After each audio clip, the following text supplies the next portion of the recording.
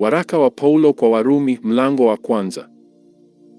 Paulo, mtumwa wa Kristo Yesu, aliyeitwa kuwa mtume na kutengwa aihubiri Injili ya Mungu, ambayo Mungu amekwisha kuiahidi kwa kinywa cha manabii wake katika maandiko matakatifu. Yaani habari za mwanawe aliyezaliwa katika ukoo wa Daudi kwa jinsi ya mwili, na kudhihirishwa kwa uweza kuwa mwana wa Mungu kwa jinsi ya Roho ya utakatifu kwa ufufuo wa wafu, Yesu Kristo Bwana wetu, ambaye katika yeye tulipokea neema na utume ili mataifa yote wapate kujitisha kwa imani kwa ajili ya jina lake, ambao katika hao ninyi mmekuwa wateule wa Yesu Kristo. Kwa wote walioko Rumi wapendwao na Mungu, walioitwa kuwa watakatifu: neema na iwe kwenu na amani itokayo kwa Mungu Baba yetu na kwa Bwana Yesu Kristo.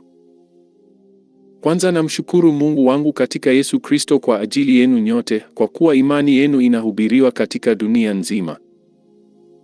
Kwa maana Mungu, nimwabuduye kwa roho yangu katika Injili ya mwana wake, ni shahidi wangu jinsi niwatajavyo pasipo kukoma siku zote katika sala zangu, nikiomba nije kwenu hivi karibu, Mungu akipenda kuifanikisha safari yangu.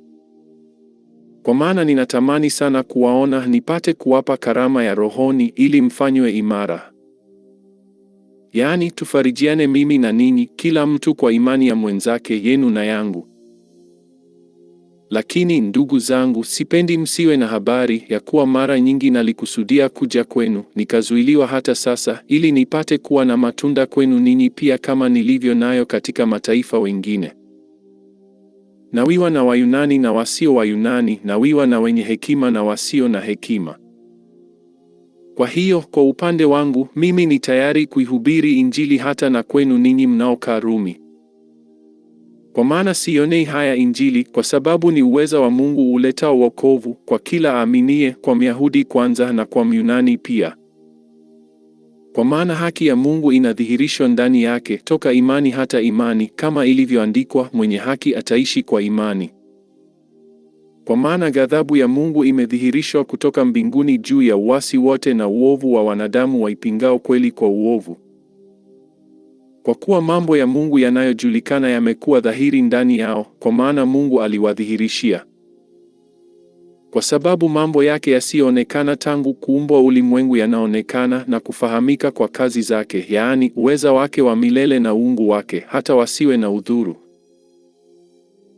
Kwa sababu walipomjua Mungu hawakumtukuza kama ndiye Mungu wala kumshukuru, bali walipotea katika uzushi wao, na mioyo yao yenye ujinga ikatiwa giza.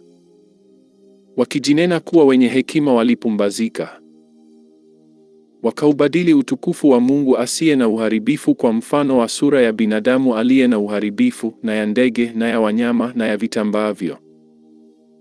Kwa ajili ya hayo Mungu aliwaacha katika tamaa za mioyo yao waufuate uchafu, hata wakavunjiana heshima miili yao. Kwa maana waliibadili kweli ya Mungu kuwa uongo, wakakisujudia kiumbe na kukiabudu badala ya Muumba anayehimidiwa milele. Amina. Hivyo Mungu aliwaacha wafuate tamaa zao za aibu, hata wanawake wakabadili matumizi ya asili kwa matumizi yasiyo ya asili. Wanaume nao vivyo hivyo waliacha matumizi ya mke ya asili, wakawakiana tamaa, wanaume wakiyatenda yasiyopasa, wakapata nafsini mwao malipo ya upotevu wao yaliyo haki yao. Na kama walivyokataa kuwa na Mungu katika fahamu zao, Mungu aliwaacha wafuate akili zao zisizofaa, wayafanye yasiyowapasa. Wamejawa na udhalimu wa kila namna, uovu na tamaa na ubaya, wamejawa na husuda na uuaji na fitina na hadaa, watu wa nia mbaya, wenye kusengenya, wenye kusingizia, wenye kumchukia Mungu, wenye jeuri, wenye kutakabari, wenye majivuno, wenye kutunga mabaya, wasiowatii wazazi wao, wasio na ufahamu, wenye kuvunja maagano, wasiopenda jamaa zao, wasio na rehema, ambao wakijua sana hukumu ya haki ya Mungu, ya kwamba wayatendao hayo wamestahili mauti, wanatenda hayo, wala si hivyo tu, bali wanakubaliana nao wayatendao.